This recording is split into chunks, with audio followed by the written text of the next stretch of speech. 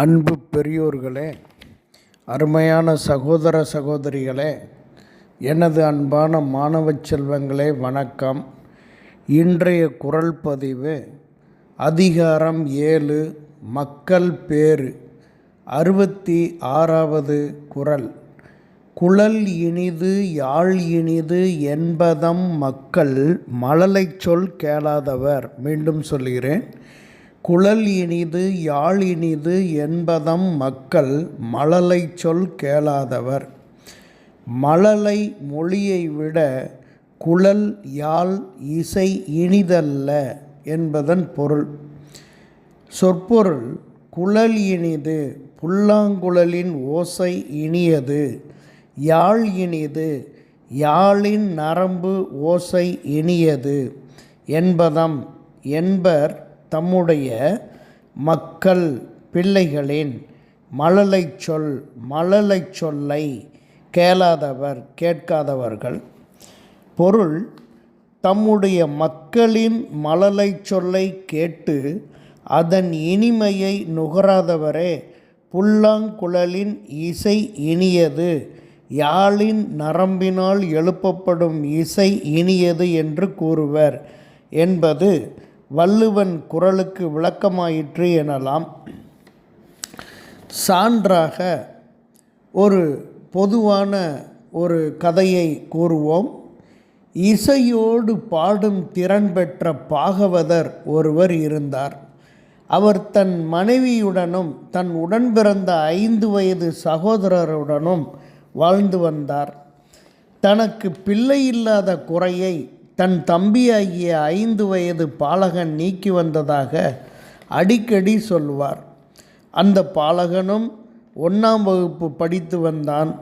பாகவதர் இசை கச்சேரி நடத்தி தன் சங்கீதத்தில் எண்ணற்ற பாடல்களை பாடி மக்களை மகிழ்வித்து வந்தார்.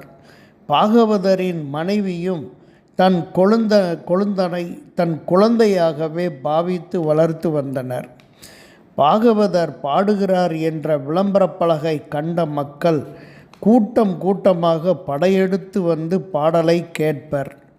பாகவதரும் அவரது குடும்பமும் கச்சேரியில் கிடைக்கும் சிறிய வருமானத்தை வைத்து குடும்பம் நடத்தினர். ஒரு நாள் திடீரென பாகவதர் நோய்வாய்ப்பட்டார். குறிப்பிட்ட தேதியில் பாட வருவதாக அட்வான்ஸ் பணமும் ஒரு குழுவினரிடமும் பெற்றிருந்தார். இந்த நிலையில் பாகவதரால் எழுந்திருக்க கூட முடியாத நிலையில் வைரஸ் காய்ச்சலுடன் காணப்பட்டார். பாகவதர் படுக்கையில் கிடந்ததனால் குறிப்பிட்ட தேதிக்கு என்னால் பாட வர முடியாது என ஓலை எழுதி அனுப்பியிருந்தார். அட்வான்ஸ் பணம் கொடுத்த குழுவினரும் வீடு தேடி வந்து அட்வான்ஸ் பணத்தை திருப்பி கொடுக்குமாறு கேட்டனர். பாகவதரின் படுக்கை நிலையினால் குடும்பமே வருமானம் இல்லாமல் சோகத்தில் இருந்தது. பாகவதரின் மனைவி அட்வான்ஸ் பணத்தை திரும்ப கொடுக்க முடியாத நிலையில் இருக்கிறோம், தயவு செய்து சிறிது காலம் பொருள் தருளுக என குழுவினரிடம் கெஞ்சினார். அது கண்ட அந்த சிறுவன், அண்ணி கவலைப்படாதீர்கள், அண்ணன் பாகவதர் நிச்சயம் பாட வருவார் என்று சொல்லுங்கள் என்றான். அது எப்படி முடியும் என கூற, நான் இருக்கிறேன் அண்ணி என்று தைரிய வார்த்தை பேசினான். குழுவினர் ஒரு வழியாக சம்மதித்து சென்றனர். விளம்பர பலகை பாகவதரின் தம்பி சிறுவன் பாட வருகிறான் என்றதும் கூட்டம் கலைய ஆரம்பித்தது. யாருமே கூட்டத்திற்கு வரவில்லை. குறிப்பிட்ட நேரம் வந்தது. சிறுவன் பாடலை பாட ராகத்தை ஆரம்பித்தான். கேட்கின்ற காதுகளுக்கு இனிமை தாங்க முடியவில்லை. மனதை இழுத்து வந்து கச்சேரியில் விட்டது. கூட்டம் குவிந்தது. இன்னொரு பாடல் என மக்கள் கரகோஷம் எழுப்பினர்.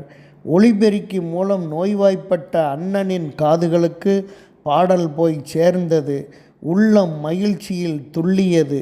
அடுத்த திருவிழாவிற்கும் பாகவதரின் தம்பியே பாட வேண்டும் என மக்கள் அழைத்தனர். குடும்பம் மகிழ்ந்தது. அண்ணனும் அண்ணியும் தங்கள் குழந்தையான சிறுவனை கட்டி தழுவினார்கள். இக்குறள் தாய் தந்தையை குறிப்பிட்டிருந்தாலும் மழலை எல்லாத்திற்கும் பொது என்றபடியால் வள்ளுவன் இசையை விட மழலை குரல் மேலானது என்பதை எடுத்துக்காட்டவே இந்த குரலை அமைத்திருக்கிறான். இந்த கதையும் அதற்கு மழலை என்பது பொது என்பதால் பொருந்தும் என்பதாக கூறி முடிக்கிறேன். நன்றி. மு. சமுத்திரம், ஆசிரியர்.